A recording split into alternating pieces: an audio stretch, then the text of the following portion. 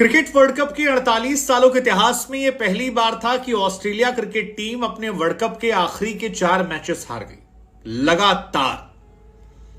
साल 1992 के बाद यह पहला साल था जब ऑस्ट्रेलियाई क्रिकेट टीम वर्ल्ड कप के पहले दोनों मैचेस हार गई, फर्स्ट टाइम।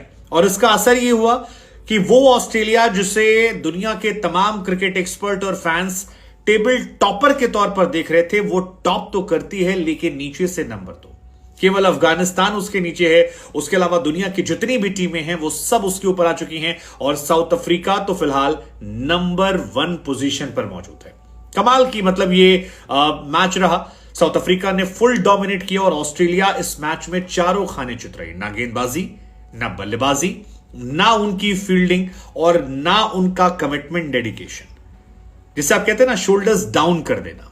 हालांकि तमाम क्रिकेट एक्सपर्ट अभी भी ये कह रहे हैं कि ये ऑस्ट्रेलिया को उस जगह पर घाव किया गया है जहां से वो पलटकर बहुत गंदा वापस करते हैं।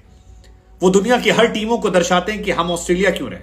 शोएब अख्तर से लेकर तमाम लोगों का यह मानना है, कई खिलाड़ी ऐसे भी हैं जिनका यह मानना है कि इस ऑस्ट्रेलिया में वो दमखम नहीं है कि वो पलट कर आपको देगी, क्योंकि इस ऑस्ट्रेलिया को इंडिया ने भी 200 रन के अंदर ऑल आउट किया था और इस ऑस्ट्रेलिया को साउथ अफ्रीका ने भी 177 ऑल आउट किया था। हालांकि ऑस्ट्रेलिया के 6 विकेट तो 70 पर चले गए।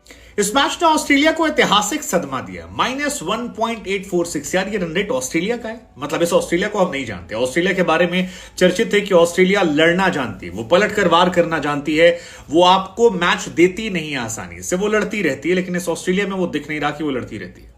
ये ऑस्ट्रेलिया एक हारी हुई ऑस्ट्रेलिया लग रही है। हालांकि फिर मैं कह रहा हूं, बहुत सारे लोगों का कहना है कि ऑस्ट्रेलिया कमबैक करेगी और आगे आने वाले मैचेस में बड़े बड़े फेंटे लगाएगी। लेकिन इस मैच में ऑस्ट्रेलिया की किस्मत जो है वो भी उनसे रूठी हुई थी, क्योंकि 2 डिसीजन ऐसे हुए जिसको लेकर बहुत सारे सवाल खड़े हो रहे थे। एक स्टीव स्मिथ का, क्या स्मिथ आउट थे या वो बॉल जो थी वो लेग स्टंप से बाहर जा रही थी। टेक्नोलॉजी को लेकर सवाल, क्योंकि था तो टेक्नोलॉजी। स्मिथ पूरी तरह से भरोसे में थे कि वो आउट नहीं है, वो बता रहे थे बार बार, बॉल लगते उन्होंने कहा कि ऐसे निकल गई। लेकिन जब थर्ड अंपायर ने देखा और बॉल जो है बॉल ट्रैकिंग से जाकर लेग स्टंप पर लगती है और अंपायर डिसीजन की वजह से आउट दिया था, सो वहां पर एवरीबडी वाज शॉक्ड। मतलब स्टीव स्मिथ के चेहरे से हवाइयां उड़ रही थी। अंपायर ने तो कह दिया भैया आउट है, गुलाबी पहनकर, लेकिन लाबुशेन सामने खड़े थे, वो शॉक थे। इवन बाद में दिखाई पड़ा स्मिथ अंदर ड्रेसिंग रूम में गए, बार बार प्लेबैक करके देख रहे थे, वो शॉक थे। अंपायर को उन्होंने देखा कि यार ये कैसे आउट हो गया। एंड सेम कहानी स्टोइनिस को लेकर थी। स्टोइनिस के जो बॉल लगकर आउट दिया गया था, क्या वो बॉल हाथ में लगी थी? एक साइड से तो दिख रहा था, दूसरी साइड से दिखा नहीं था। और ज्यादातर लोगों का यह मानना है कि मार्कस स्टोइनिस आउट थे या नहीं थे। हालांकि फर्क, मार्कस स्टोइनिस इस डिसीजन को लेकर खुश नहीं थे। अंपायर से थोड़ी बहस भी उन्होंने की और उनका यह मानना था कि उनका हाथ नहीं लगा था जब बॉल ने कांटेक्ट किया था। नेवर नो, मतलब ये कुछ फैसले ऐसे हैं जिनको लेकर विवाद बढ़ेगा। खबर तो ये भी आ रही है कि स्टोइनिस या ऑस्ट्रेलिया जो है इस मामले को लेकर आईसीसी के पास जाएंगे और अंपायरिंग के स्टैंडर्ड को और बेहतर करने की मांग करेंगे। अब आईसीसी इस पर क्या फैसला लेती है ये देखने वाली बात होगी। लेकिन कहानी ये है कि ऑस्ट्रेलिया 177 पर ऑल आउट हो जाती है, 5 बार की चैंपियन है, 134 रनों से उसकी करारी हार होती है, जो वर्ल्ड कप के इतिहास में रनों के हिसाब से ऑस्ट्रेलिया की सबसे बड़ी हार है। ऑस्ट्रेलिया कभी भी किसी वर्ल्ड कप में इससे बुरी हार नहीं हारी है रनों के हिसाब से, और इसके लिए ऑस्ट्रेलिया को बुरा लगना चाहिए और ऑस्ट्रेलिया के लिए आपको बुरा लगना चाहिए कि यार एक बड़ा कंपटीशन जो है वो क्यों ऐसा कर रहा है, और ऑस्ट्रेलिया जिस पोजीशन पर है वहां वो डिजर्व नहीं करती। लेकिन इस मैच में और क्या खास था? इस मैच में ऑस्ट्रेलिया की फील्डिंग बहुत खराब थी यार। आप 5-6 कैचेस जो है वो नहीं छोड़ सकते हैं। इस मैच को देखने के बाद हमें लग रहा था और हम सवाल पूछ रहे थे अपने मन से कि भाई आप ऑस्ट्रेलिया ही है ना यार, मतलब ऑस्ट्रेलिया ऐसी नहीं देखी हमने, इस तरह से नहीं देखी हमने। ऑस्ट्रेलिया को हमने डोमिनेट करते हुए देखा, ऑस्ट्रेलिया का हमने खौफ खाते हुए देखा। लेकिन वो खौफ इसलिए नहीं क्योंकि रबाडा छा गए, 8 over 33 run 3 wicket. Marco Jansen पहले बल्लेबाजी और उसके बाद 2 विकेट, इंपॉर्टेंट विकेट। तबरीज शमसी 7-8 ओवर। इस मैच में ऑस्ट्रेलिया ने एक चेंज किया था, वो लेकर आए थे मार्कस स्टोइनिस को। अब स्टोइनिस जो है वैसे वो बड़े प्लेयर हैं, कई मैचेस जिताए हैं, लेकिन ऑस्ट्रेलिया की प्रॉब्लम ये है कि उनके पास कोई स्पिनर अच्छा नहीं है, लेग स्पिनर है नहीं उनके पास। मैक्सवेल जो पार्ट टाइम स्पिनर हैं वो फुल टाइम स्पिनर हो गए हैं। जैम्पा जो फुल टाइम स्पिनर हैं वो चल नहीं पा रहे हैं, एक को बाहर भेज दिया है। नेथन लायन कह रहे हैं व्हाट्सएप ग्रुप में कि भैया मुझे बुला लो। मार्कस स्टोइनिस को कैमरन ग्रीन की जगह लाया गया है, जिनका एवरेज सिर्फ 19 का है। मार्कस स्टोइनिस ने साल 2019 से 38 मैचेस में 684 रन बनाए हैं, 2 ओवर उनसे कराया गया, स्ट्राइक रेट उनका 19 का है। तो उनके आउट होने पर हंगामा तो हुआ, लेकिन क्या उतना हंगामा होना चाहिए था? क्या वही मैच का फैक्टर था? स्टीव स्मिथ अगर नॉट आउट होते तो शायद वो फैक्टर होता, क्योंकि उनके दो चौके जो थे वो जबरदस्त थे। मुझे लगा कि वो फॉर्म में है, लेकिन और वो बवाल काटेंगे भी, आगे देखिएगा, पक्का कह रहा हूं मैं आपको। मैं 1-2 मैचेस के बाद स्टीव स्मिथ किसी मैच में बवाल काटेंगे। वो एक अलग प्लेयर है, उनका माइंडसेट अलग है। लेकिन ऑस्ट्रेलिया ने जो 70 पे 6 विकेट गिराई, ये बीते एक साल की कहानी है। इंडिया के सामने 17 मार्च को वो 59 रन पर 8 विकेट गिरा देते हैं। 22 मार्च को इंडिया के खिलाफ वो 60 रन पर 8 विकेट गिराते हैं। फिर 12 सितंबर को 60 रन पर 8 विकेट उन्हें गिरते हैं साउथ अफ्रीका के खिलाफ। फिर 17 सितंबर को 69 फॉर 8 विकेट उनके गिरते हैं 69 पे 8। उसके बाद इंडिया के सामने 40 पर 5 विकेट गिरते हैं 24 सितंबर को, और 8 अक्टूबर को फिर इंडिया के सामने 80 पे 7, और आज फिर उनका 70 पे 6। सो बीते एक साल में ये 7वीं। ऑस्ट्रेलिया के तमाम फैंस थे जो आज इनकी आंखों में हमने आंसू देखे, और वो बताने के लिए काफी थे। मतलब और हो भी क्यों ना यार, आपके पास अगर डेविड वार्नर है, आपके पास मिचेल मार्श है, आपके पास स्टीव स्मिथ है, आपके पास मैक्सवेल है, आपके पास स्टॉइनिस है, आपके पास लाबुशेन है। आप नहीं हार सकते, आप नहीं हार सकते। आपके डगआउट में कैमरन ग्रीन जैसा प्लेयर बैठा है, ट्रेविस हेड को आपने अंदर डगआउट में बिठा रखा है। क्या ट्रेविस हेड को मौका मिलेगा? मुझे लगता है अब शायद टाइम आ गया, उनको मौका दिया जाए। लेकिन आप किसे हटाओगे? Mitchell Marsh?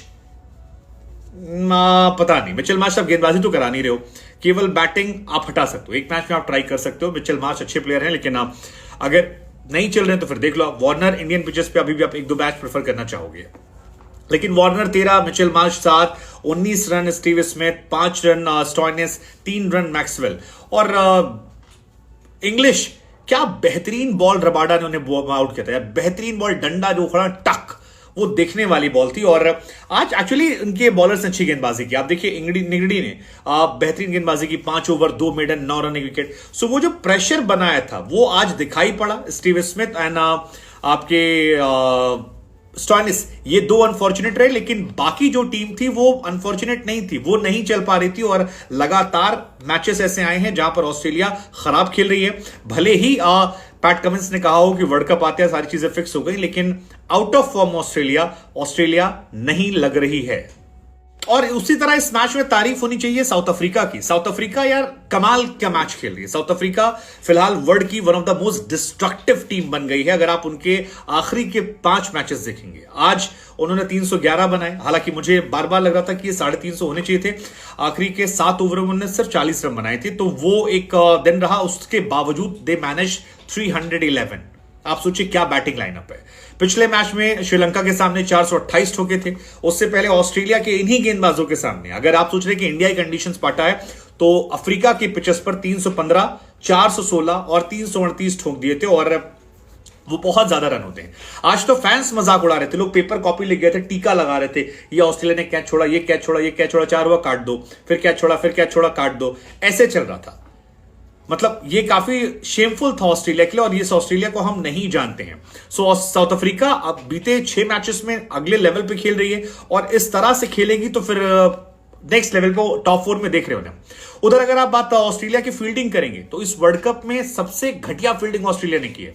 ऑस्ट्रेलिया की जो कैच एफिशिएंसी है वो 54% है, यानी 50% ऑलमोस्ट कैचेस को ड्रॉप कर देते हैं। इंडिया 92 चल रही है, बांग्लादेश 91, नीदरलैंड 83, पाकिस्तान 79% है। ऑस्ट्रेलिया को चुल्लू भर पानी लेके उसमें नाक रगड़ लेनी चाहिए, इतनी खराब है।